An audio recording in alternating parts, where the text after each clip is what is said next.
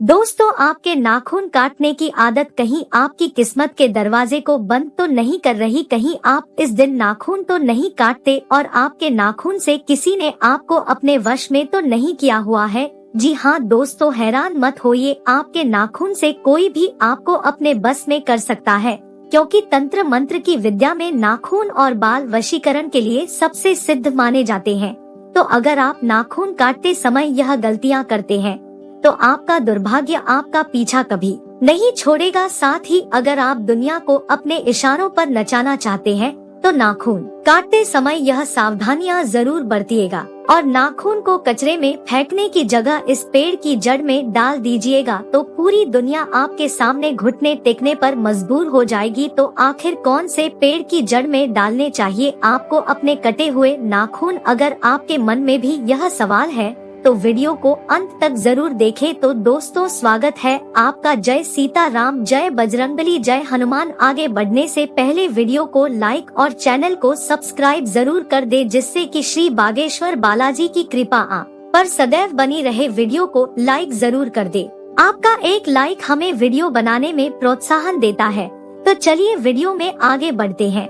दोस्तों, जब भी तंत्र शास्त्र की बात आती है तो वशीकरण इसका एक मुख्य भाग होता है और किसी भी इंसान को वश में करने के लिए उसके बाल और उसके नाखून मुख्य भूमिका निभाते हैं।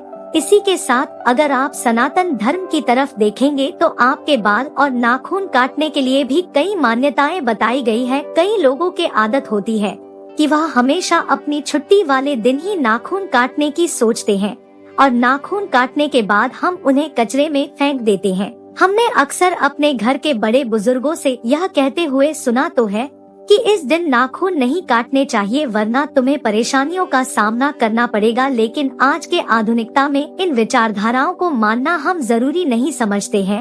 अगर हम अपने स्वास्थ्य की दृष्टि से देखें तो शरीर की सफाई में नाखूनों की सफाई रखना बेहद जरूरी हो जाता है। अब क्योंकि हम भारतीय परंपरा से जुड़े हुए हैं, इसलिए हम छुरी और कांटे की बजाय हाथ से खाना खाते हैं। इसलिए अपने नाखूनों को साफ रखना हमें बचपन से ही सिखाया जाता है, ताकि हमारे नाखूनों में लगी हुई गंदगी हमारे पेट में ना जाए और हम बीमार ना पड़े। लेकिन अक्सर होता क्या है कि हम नाखून किस दिन काटे, इस बारे में हम अक्सर दुविधा में रहते हैं। तो सबसे पहले यह जान लेते हैं कि किस दिन नाखून काटने से क्या फल मिलता है। तो दोस्तों, एक सप्ताह में 7 दिन होते हैं, जिनमें से अगर सोमवार को हम अपने नाखून काटते हैं तो सोमवार को मन का कारक माना जाता है और हमारे मन का संबंध हमारे शरीर से होता है।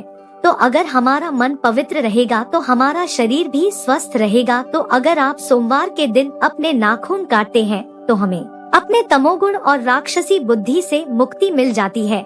इसी के साथ मंगलवार का दिन हनुमान जी का दिन माना जाता है और यह खड़ा दिन भी है, इसलिए हमारे घर के बड़े बुजुर्ग मंगलवार के दिन नाखून काटने से मना करते हैं।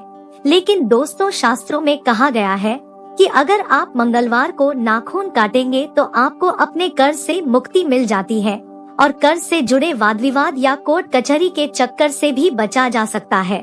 साथ ही अगर आप बुधवार को अपने नाखून काटते हैं तो आपको धन लाभ होने की संभावनाएं कई गुना बढ़ जाती है। इसके अलावा अगर आप नौकरी पेशा व्यक्ति है तो आपकी प्रखर बुद्धि की वजह से आपको धन लाभ होने लगता है और आपकी नौकरी में तरक्की होने लगती है।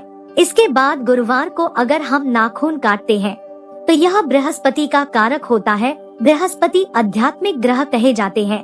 तो अगर आप बृहस्पतिवार को नाखून काटते हैं तो आपको अध्यात्म की प्राप्ति होती है और आप ईश्वर की तरफ अपना मन एकाग्र कर पाते हैं। साथ ही शुक्रवार को नाखून काटने से आपके जीवन में प्रेम और कला का अनोखा संगम देखने को मिलता है। अगर आपके करीबी दोस्त या रिश्तेदार आपसे दूर रहते हैं तो अगर आप शुक्रवार को नाखून काटते हैं तो इससे उनके मिलने की संभावनाएं भी बढ़ जाती है। इसी के साथ शनिवार का दिन शनि देव को समर्पित किया जाता है। इस दिन बड़े बुजुर्ग लोग नाखून काटने के लिए सख्त मना करते हैं और यह सही भी है, क्योंकि अगर आप शनिवार को नाखून काटते हैं तो आपका दिमाग कमजोर हो सकता है, आपको मानसिक परेशानी आ सकती है और शनि की वक्र दृष्टि का सामना भी करना हो सकता है। इसके बाद रविवार को अक्सर सभी लोग नाखून काटना पसंद करते हैं।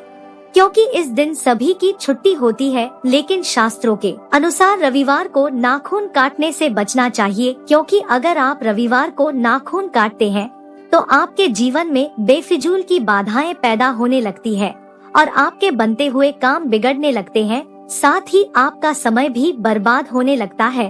तो दोस्तों, यह तो थे वह दिन जिसमें आपको बताया गया कि आपको कब नाखून काटने चाहिए और कब नहीं। इसी के साथ यह भी सुनिए कि अगर आप नाखून काटने के बाद उन्हें यहाँ वहाँ फेंक देते हैं या फिर कचरे में फेंक देते हैं तो इससे आपको क्या प्रभाव देखने को मिलते हैं।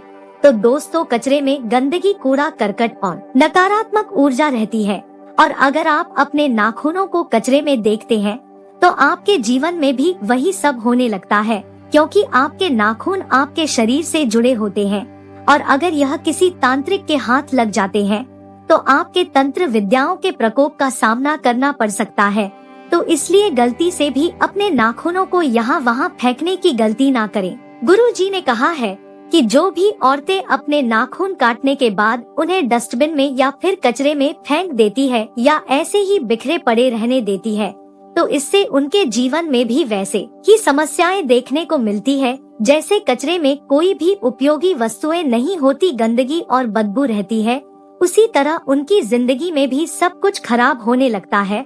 और स्त्रियों के ऊपर तो वैसे भी तंत्र विद्या का प्रभाव बहुत जल्दी देखने को मिलता है। इसलिए हमेशा हमारे घर के बड़े बुजुर्ग स्त्रियों को उनके नाखून और बाल को सावधानी से फेंकने की सलाह देते हैं। शास्त्रों में कहा गया है कि नाखूनों को काटने के बाद आपको हमेशा उन्हें या तो जला देना चाहिए या फिर किसी पेड़ की जड़ में डाल देना चाहिए। आप शुक्रवार के दिन अपने नाखून काट दिए और शनिवार के दिन उन्हें कपूर और लौंग के साथ पूरा जला दीजिए और जब उनकी राख बन जाए तो इन्हें आप अपने घर में किसी भी पेड़ में डाल सकते हैं। ऐसा करने से आपको अपने जीवन की बाधाओं से मुक्ति तो मिलेगी ही, साथ ही किसी भी नकारात्मक ऊर्जा का सामना भी नहीं करना पड़ेगा। दोस्तों, इसके अलावा गुरुदेव ने नाखूनों को बरगद के पेड़ की जड़ में डालने की सलाह दी है। बरगद के पेड़ को सीता माता का वरदान प्राप्त है और बरगद का पेड़ इकलौता ऐसा पेड़ है जो सबसे तेजी से और मजबूती से बड़ा होता है और लंबे समय तक जीवित रहता है। तो अगर आप अपने नाखूनों को काटने के बाद बरगद के पेड़ के जड़ों में डाल देंगे तो इससे आपको बरगद के पेड़ जैसे फल देखने को मिलेंगे। आपका धन भी लगातार बढ़ता रहेगा, आपकी सफलता मजबूती से आपके साथ चलेगी और आपके जीवन में कुछ भी परेशानी ज्यादा दिनों तक नहीं टिकेगी और आपको ज्यादा नुकसान नहीं पहुंचाएगी। इसी के साथ नाखून हमेशा सूर्य के ढलने से पहले काट लेने चाहिए। सूरज ढलने के बाद आपको नाखूनों को बरगद के पेड़ की जड़ में दबा सकते हैं और अपने जीवन में सकारात्मक प्रभाव देख सकते हैं।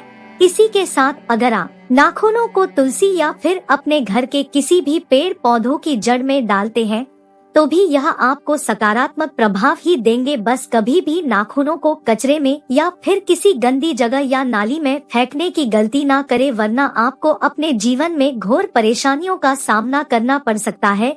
इसलिए अगली बार आप जब भी अपने नाखूनों को काटे तो दिन का विशेष ख्याल रखें और नाखूनों को काटने के बाद उन्हें समेट कर रख ले और बाहर जाते समय किसी भी बरगद के पेड़ के जड़ में दबा दे। अगर आपको बरगद के पेड़ की जड़ नहीं मिलती तो आप उन्हें अपने घर में गमले में भी दबा सकते हैं। साथ ही आप और इन्हें लौंग और कपूर के साथ जला भी सकते हैं।